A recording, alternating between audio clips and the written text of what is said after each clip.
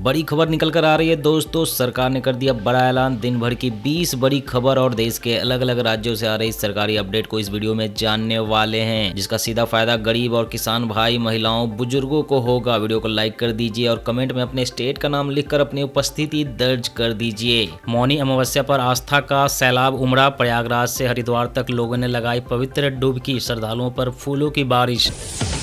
PM Modi ने रखी Kaziranga elevated corridor की आधारशिला। 2 अमृत भारत ट्रेनों को दिखाई हरी झंडी। जी हां, असम में पीएम मोदी ने 6,957 करोड़ रुपए की लागत से बनने वाले काजीरंगा एलिवेटेड कॉरिडोर की आधारशिला रखी। इसके अलावा उन्होंने 2 अमृत भारत ट्रेनों को हरी झंडी भी दिखाई।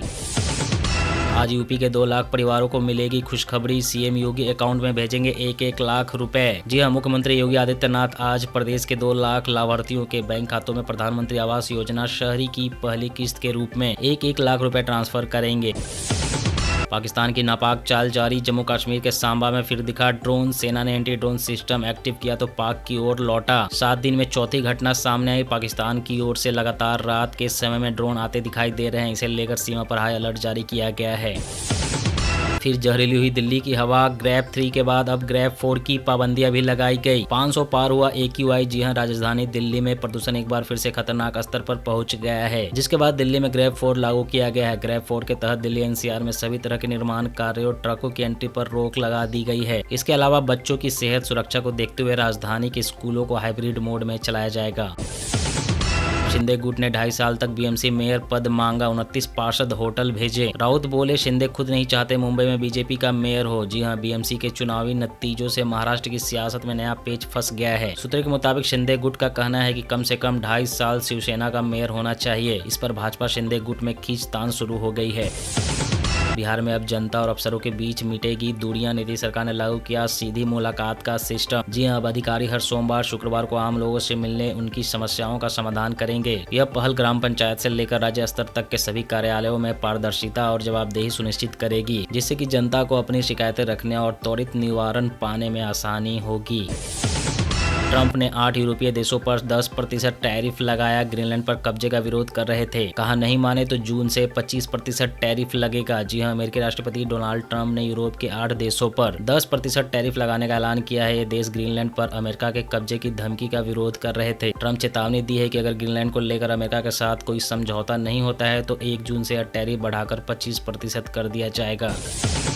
हरियाणा के स्कूलों में अब 6 साल से पहले नहीं मिलेगा कक्षा 1 में एडमिशन। नेप 2020 के अनुपालन में लिया गया फैसला। जी हां, हरियाणा राज्य सरकार ने कक्षा 1 में एडमिशन के लिए नया आदेश जारी किया है। अब स्कूल या बच्चों के माता पिता 6 साल की उम्र से पहले अपने बच्चों को कक्षा 1 में दाखिला नहीं दिलवा सकेंगे। केदारनाथ बद्रीनाथ में अभी तक नहीं जमी बर्फ। नासा की सैटेलाइट तस्वीरों में पहाड़ सूखे काले दिखाई दे रहे हैं। तुंगनाथ में 1985 के बाद पहली बार बर्फ गायब।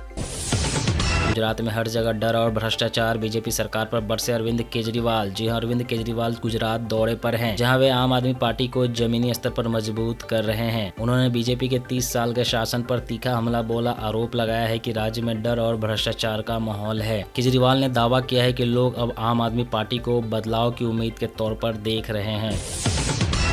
पंजाब के किसानों के लिए बड़ी खुशखबरी। अब बॉर्डर पर बेरोक टोक होगी खेती। तार शिफ्ट करने पर केंद्र सरकार सहमत। जी हां, पंजाब पाकिस्तान अंतर्राष्ट्रीय सीमा से कंटीली बाढ़ को 200 मीटर पीछे हटाने का अहम फैसला लिया है। इस निर्णय से पंजाब के हजारों एकड़ कृषि भूमि किसानों को वापस मिलेगी, जिस पर वे सुरक्षा प्रतिबंधों के कारण खेती नहीं कर पा रहे थे। अमित शाह ने प्रस्ताव को सैद्धांतिक मंजूरी दे दी है और 15 दिनों में काम शुरू होने की उम्मीद है। RSS प्रमुख भागवत बोले, धर्म ही मुझे और मोदी को चला रहा। जब तक धर्म भारत का मार्गदर्शन करेगा, देश विश्व गुरु बना रहेगा। DGCA ने इंडिगो पर 22.20 करोड़ का फाइन लगाया। जांच कमेटी ने गड़बड़ी की 4 वजहें बताई। दिसंबर में एयरलाइन की 2500 फ्लाइट कैंसिल हुई थी।